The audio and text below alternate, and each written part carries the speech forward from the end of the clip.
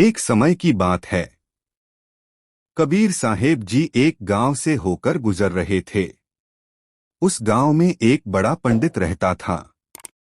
वह रोज नदी किनारे बैठकर बड़ी लंबी माला फेरता, शास्त्रों का पाठ करता और लोगों को ज्ञान का उपदेश देता था।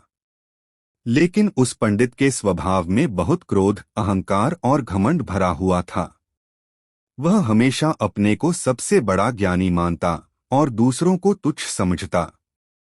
अगर कोई उसे कुछ समझाने की कोशिश करता तो वह नाराज हो जाता और अपशब्द कह देता।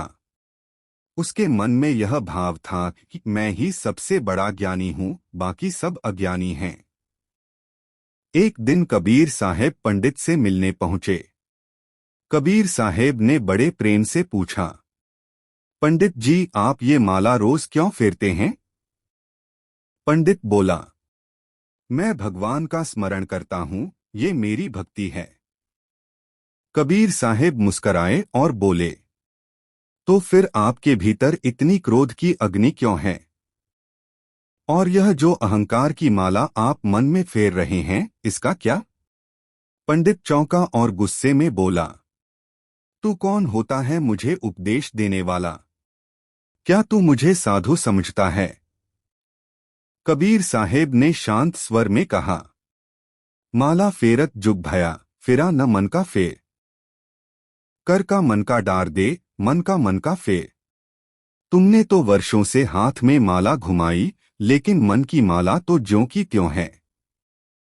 जब तक मन नहीं बदलेगा, माला फेरने का कोई अर्थ नहीं। पंडित थोड़ी देर चुप रहा, लेकिन उसका घमंड अभी भी टूट नहीं पाया। तब कबीर साहेब ने उसे एक आईना दिखाया, उसके क्रोध और घमंड का। कबीर साहेब ने कहा, अगर तुम सच में भगवान को पाना चाहते हो तो पहले अहंकार और क्रोध छोड़ो।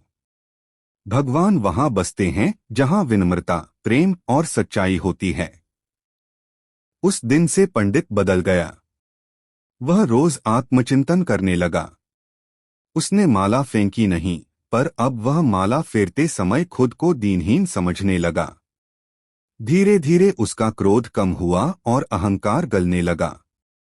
उसने कबीर साहेब को गुरु मान लिया। सच्ची भक्ति बाहरी नहीं, भीतर की सफाई में है। जब तक मन का घमंड और क्रोध नहीं मिटता, तब तक लाख माला फेरने से भी परमात्मा नहीं मिलते।